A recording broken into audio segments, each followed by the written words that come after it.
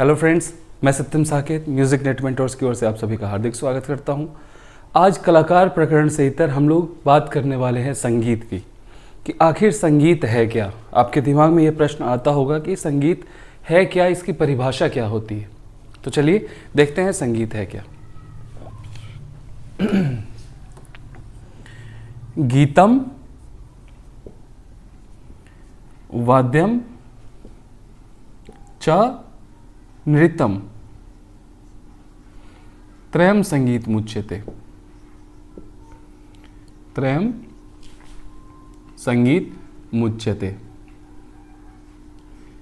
कहने का मतलब है कि गायन, वादन व नृत्य, इन तीनों के सम्मिलित रूप को संगीत कहते हैं। सम्मिलित रूप को संगीत कहते हैं।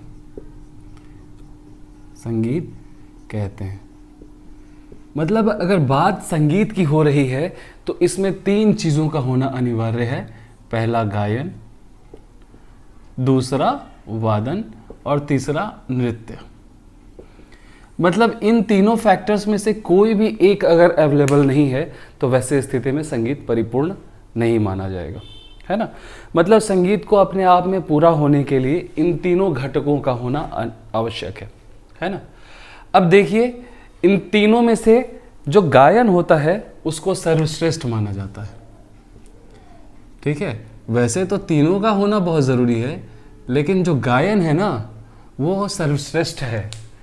गायन, वादन और नृत्य में श्रेष्ठ माना जाता है। ठीक है, अगर भारतीय शास्त्रीय संगीत की हम लोग बात करें तो भारतीय शास्त्रीय संगीत की दो धाराएं प्रचलन में है। ठीक है, एक कहलाता है उत्तर भारतीय शास्त्रीय संगीत, उत्तर भारतीय शास्त्रीय संगीत, और दूसरा कहलाता है दक्षिण भारतीय शास्त्रीय संगीत। दक्षिण भारतीय शास्त्रीय संगीत।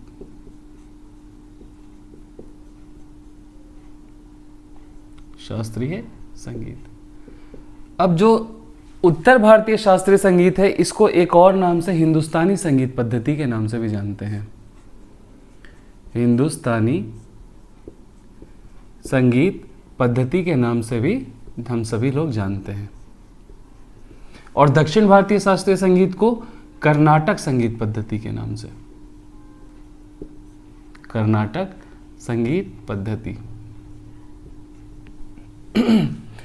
भारत का जो हिंदी भाषी क्षेत्र है ना हमारा, ठीक है, जम्मू कश्मीर हो गया, हिमाचल हो गया, उत्तर प्रदेश हो गया, बिहार, बंगाल, गुजरात, फिर आपका छत्तीसगढ़, मध्य प्रदेश, महाराष्ट्र, हिंदी भाषी जो भी क्षेत्र है ना जहाँ पे हिंदी ढंग से बोला जाता है, समझा जाता है, उस जगह पे उत्तर भारतीय शास्त्रीय संगीत प्रचलन में है। ठीक है, और दक्षिणी तरफ है ना आपका कर्नाटक हो गया, आंध्र प्रदेश हो गया, केरल हो गया, इन सब जगहों पे जहाँ दक्षिण भारतीय भाषा बोली जाती है या फिर दक्षिण भारत में, देश के दक्षिण भारत क्षेत्र में जो एरिया पड़ता है वहाँ पे दक्षिण भारतीय शास्त्रीय संगीत का चलन है।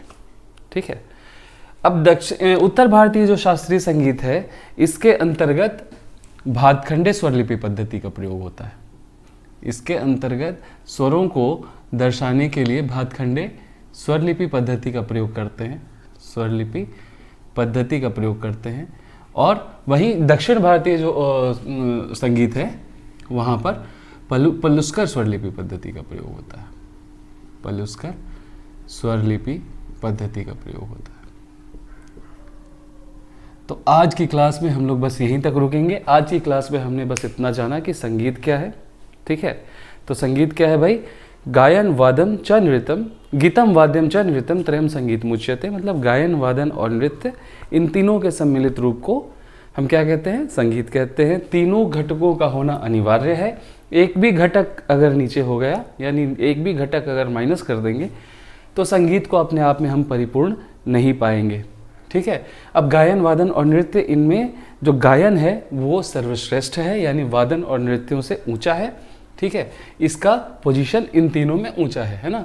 और फिर हमने देखा कि भारतीय शास्त्रीय संगीत की अगर बात करें तो भारतीय शास्त्रीय संगीत दो भाग में बटा हुआ है ना। एक उत्तर भारतीय शास्त्रीय संगीत, दूसरा दक्षिण भारतीय शास्त्रीय संगीत। उत्तर भारतीय शास्त्रीय संगीत को हम हिंदुस्तानी संगीत पद्धति भी कहते हैं। दक्षिण भारतीय शास्त्रीय संगीत को हम कर्नाटक संगीत पद्धति के नाम से भी जानते हैं। आपके हिंदुस्तानी संगीत पद्धति के अंतर्गत भातखंडे स्वरलिपि पद्धति का प्रयोग किया जाता है स्वरों को दर्शाने के लिए या स्वरों को सिंबलाइज करने के लिए, और दक्षिण भारतीय शास्त्रीय संगीत के अंतर्गत पलुस्कर स्वरलिपि पद्धति को प्रयोग में लिया जाता है स्वरों को दर्शाने के लिए या दिखाने के लिए, सिंबलाइज करने के लिए। तो हमें लगता है कि हमारे इस वीडियो से ज़रूर आपको कुछ नया जानने को मिला होगा। अगर जानने को मिला है तो हमारे इस वीडियो को लाइक करें, चैनल को सब्सक्राइब करें, और वीडियो अंत तक देखने के लिए आपका तहे दिल से धन्यवाद।